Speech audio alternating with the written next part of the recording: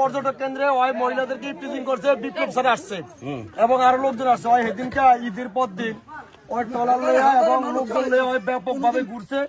ওরে সারে সেখানে এই ইফটিজিং রোধের জন্য সারে সেখানে কোনোভাবেই ইয়ে করতে পারে না। ওই এইটা শূন্য ট্রলার অন্যদিকে ভিড়িয়ে পরে ওই নামিয়ে গেছে।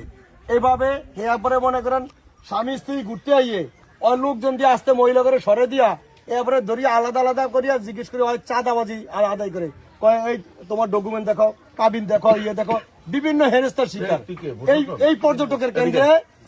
এর মধ্যে একটা ঘটনা ঘটছে, 30,000 টাকা নিচে এবং জিনিসপাতি নিয়ে গেছে। এগুলো সব ওর নেতৃত্ব হয়েছে।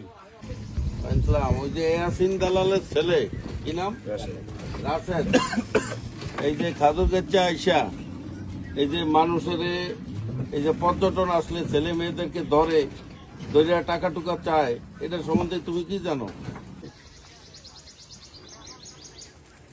এখন তো আমি আরো পাইলাম হয়, তাইলে ঘটনা সত্য।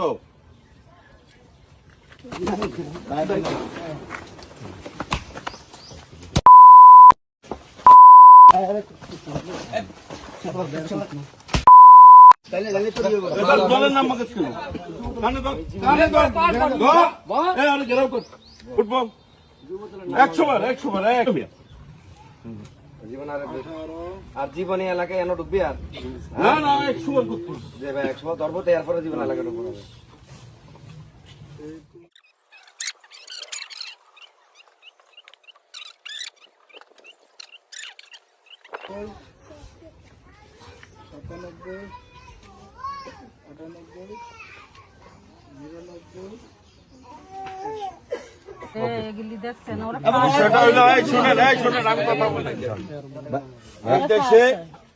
এই চরফেশনের খাদুর যাচ্ছে আপনাদের এই এলাকায়, এই যে বিভিন্ন এলাকা থেকে পর্যটক আসে, কথা খেয়াল করেন আপনারা।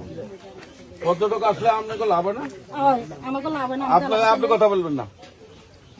একজনের ব্যবসায়ী থাকলে তার ব্যবসা কিনা হয়, একজনের যদি ট্রলার থাকে সেটা চলে। এরপর আপনার এলাকায় যারা দোকানদারি করে তাদের বেচা কিনা হয়। পর্যটক আসলে কি লাভ হয় না হয়? এটা বলেন। লাভ হয়? সবাই বলেন। যদি লাভ হয়, আর যদি এরকম সন্ত্রাসী কার্যকলাপ করে, কোন সন্ত্রাসী যদি একটা মেয়ে ছেলে ঘুরতে আসে, স্বামী স্ত্রী ঘুরতে আসতে পারে, আসে না? আচ্ছা, এখানে যদি ওই মেয়েকে আটকানো হয়, ছেলেকে আটকানো হয়, তাহলে কি আর আসবে? কেউ আসবে?